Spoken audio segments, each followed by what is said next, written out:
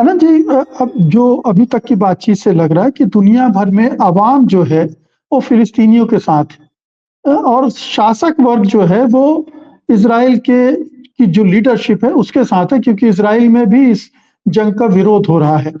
लेकिन क्या बात है कि डोमेस्टिक पॉलिटिक्स इन शासकों को परेशान नहीं कर रही है? अगर अमेरिका में विरोध है और अगले साल चुनाव होने हैं अमेरिका में, तो बाइडेन को इसकी चिंता होनी चाहिए, ऋषि सुनक को चिंता होनी चाहिए, या फ्रांस में चिंता होनी चाहिए। ये चिंतित नहीं है।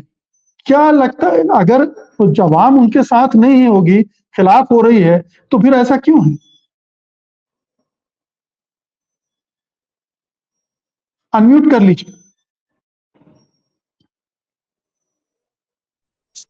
आपने जो बात कही उसके दो हिस्से हैं। एक तो वो है जो कि अभी शिवाजी ने और उसके पहले शीतल जी ने कही, जिससे मैं 100% एग्री करता हूँ कि दुनिया में जनता के बीच में बहुत ज्यादा उथल पुथल हो गई है, और वो सिंपैथी जो है वो पैलेस्टीन के साथ है, और ना कि इजराइल की गवर्नमेंट। और इजराइल की गवर्नमेंट जो 18 दिन से कर रही है गाजा में, खाली गाजा में नहीं कर रही, ऑक्यूपाइड वेस्ट बैंक में भी कर रही है, जहाँ के पिछले एक हफ्ते में 100 लोग मारे गए हैं। और वेस्ट बैंक की बात कर, मैं गाजा में जो हो रहा है आप सबके सामने, हमारे सामने है। ऑक्यूपाइड वेस्ट बैंक में प्री डॉन रेड्स हो रहे हैं लोगों के घरों पे, और रात को अटैक्स हो रहे हैं। बहुत भारी संख्या में लोग गिरफ्तार किए गए हैं। लोगों के मुंह पे ताला बंद करने के लिए सब किया गया है कि आप कुछ बोले ना। बहुत बड़े पैमाने पे एक जेल तो सबसे बड़ा ओपन एयर प्रिजन गाजा रहा है बहुत सालों से, अब ये भी उसी तरह का हो गया है। ऑलरेडी अंडर ऑक्यूपेशन है, और उसके बाद ऑलरेडी इस्लामिक रिलीजियस साइट्स के ऊपर हमले हुए हैं पिछले कुछ महीनों में। अब ये सब भी हो रहा है। एक तो ये बात रही। आज आज मंगल है शायद, हाँ, आज भी यूएसए में वॉशिंगटन डीसी में जो कैपिटल हिल है वहां पे 300 यहूदी लोगों को अरेस्ट किया है यूएस गवर्नमेंट ने। जूइश पीपल, जो अमेरिका की जो जूइश कौम है, उनमें खलबली मची हुई कि इजराइल क्या कर रहा है वहां। आपने जो बात अभी कही, क्या बाइडेन साहब को इस बात का डर नहीं है कि इलेक्शन ईयर में क्या होने वाला है? मैं वो तो आपने बात की कि अमेरिकन पॉपुलेशन की बात है, उनकी बात नहीं कर रहा हूँ, लेकिन एक बढ़ती तादाद में राइजिंग ग्राफ है वो मलेशिया में हुए हैं, ये हर जगह हो रहा है। आज मिडल ईस्ट में, या वेस्ट एशिया जिसको हम पसंद करते हैं कहना, कतर के जो रूलर हैं, उनका सीज फायर का पहली दफे एक दमदार आवाज वहां से उठी है। ये सब तो सही बात है, लेकिन मैं आपका ध्यान देना चाहता हूं, सिक्योरिटी काउंसिल की मैं आज देख रहा था प्रोसीडिंग्स, लाइव प्रोसीडिंग्स। सबसे महत्वपूर्ण बात इजरायली ने की है, इजराइल के फॉरेन मिनिस्टर इलाई कोहन साहब। उन्होंने कहा कि देखिए कोई सीज फायर वगैरह नहीं होने वाला है, नंबर 1 जान लीजिए आप। नंबर 2, हमारे ऊपर टेररिस्ट अटैक किया है हमास ने, उसको उन्होंने टेररिस्ट अटैक कहा, और देश के लोग जो जो बोले, उन्होंने हमास की निंदा जरूर की कि सिविलियन टारगेट्स को अटैक किया, टेररिज्म शब्द कह के किसी ने अटैक नहीं किया। हॉरिफाइंग अटैक, इस तरह के वर्ड्स यूज किए गए, लेकिन इन्होंने कहा कि हमारे ऊपर जो अटैक हुआ इजराइल के ऊपर, उनके अंग्रेजी में डायरेक्ट कोट्स मैं कर रहा हूं, द वेस्ट इज नेक्स्ट। वो ये दुनिया को डराना चाह रहे हैं कि हमारे ऊपर जो हुआ है उसको देख के आप नहीं चेतेंगे तो अब के हमला आपके ऊपर है। और दुश्मनों में सारा वेस्ट एशिया जो है, मैंने नाम लेके सबका नहीं कहा, नाम लिया गया सिर्फ ईरान का, लेकिन सब जो हैं हमारे दुश्मन हैं, शत्रु हैं, और ये हमारे एग्जिस्टेंस की लड़ाई है।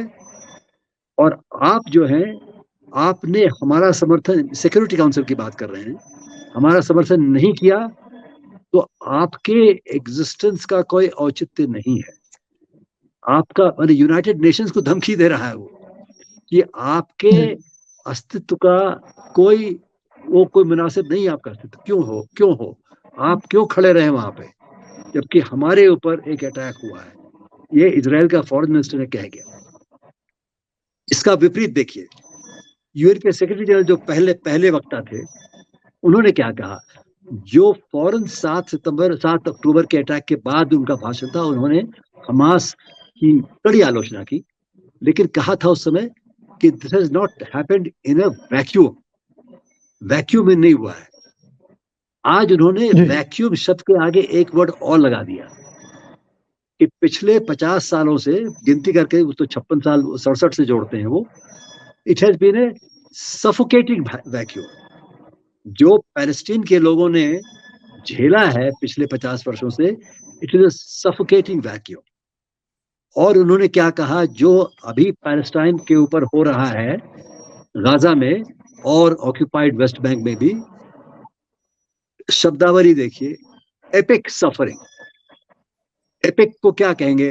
माने एपिक सफरिंग, इतनी बड़ी सफरिंग है। डेटा में तो डेटा कितने लोग मर गए।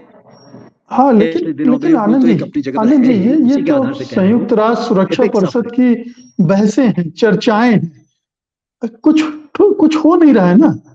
बातचीत तो हो रही है, बयानबाजी हो रही है। उनका महत्व को हम टाल नहीं सकते। उनका महत्व दस्तावेजी हो सकता है, उनका महज दस्तावेजी हो सकता है। पहले भी रिजोल्यूशन पास हुए हैं इजराइल के खिलाफ, और उनका क्या हश हुआ है हम जानते हैं। अभी तुरंत जो होना चाहिए उस दिशा में कोई कदम उठता हुआ नहीं दिख रहा। मेरा कहना का अर्थ ये, मेरा बिल्कुल आई एग्री विथ यू कि जो इजराइल का एम्बेसडर फॉरेन मिनिस्टर स्टैंड ले गया, उसके बाद कोई पॉजिटिव स्टेप जो है हम उम्मीद नहीं कर सकते हैं। हालांकि सिक्योरिटी काउंसिल जो है, it is like the board of directors of a company. दुनिया के बोर्ड ऑफ डायरेक्टर्स समझ लीजिए आप सिक्योरिटी के मामलों में। वो जो पास करते हैं, it has the force of law. एक ये फर्क है। और लेकिन वो पास होने नहीं देगा ना। अमेरिका, ब्रिटेन, फ्रांस उसको पास होने नहीं देंगे, सिर्फ चर्चाएं होंगी। इतना ही नहीं, यूएसए जो है वो एक ड्राफ्ट ला रहे थे आज कि एक ह्यूमैनिटेरियन पॉज। ब्राजील का वही रेजोल्यूशन था कुछ दिन पहले, उसको अमेरिका ने वीटो किया था। आज अमेरिका उसी रेजोल्यूशन को हल्का रिवाइज करके ला रहा था, but now they have given up the idea, क्योंकि उनको लग रहा है कि उतना टाइट नहीं है जितना हम चाहते हैं। उन्होंने सिर्फ बात की थी कि ह्यूमैनिटेरियन पॉज हो, ताकि वो लोगों को इमदाद जा सके वहां पर। एक तो ये बात पॉज हो लड़ाई में, उसको उन्होंने रोक दिया। और उन्होंने ये भी कहा कि अगर आप कोई नॉर्थ से साउथ अगर वहां गाजा के लोग जाते हैं तो वॉलंटरी होनी चाहिए। पिछली बार जो है इजराइल के डंडे पे किया गया था, लेकिन ये पाया गया कि जो लोग उठ के चले भी गए, साउथ में इतनी बमबारी हो गई कि वो फिर वापस अपने घरों में जाने की उन्होंने कोशिश करी। बिल्कुल। और एक चीज आपको, जहां तक भारत का सवाल है, हम भारत पे लौटते हैं आनंद जी, भारत पे लौटते हैं। अभी थोड़ा सा हम ये कहा जी, थोड़ा हम आगे बढ़ाते हैं इस चर्चा को आनंद जी। बाद में उन्होंने अमेरिका का नाम लेके, प्रेसिडेंट ऑफ फॉरेन मिनिस्टर का नाम लेके धन्यवाद। दूसरे देशों ने भारत का नाम नहीं लिया, लेकिन जो हमारे साथ आकर कंधे में लाके खड़े हो, और जो वर्ड हमने यूज किए थे, हमारे पीएम साहब ने यूज किया था, इन दिस डिफिकल्ट आवर, हम इस ये शब्दों का यूज किया। सत्य हिंदी का ऐप डाउनलोड करें गूगल प्ले स्टोर पर।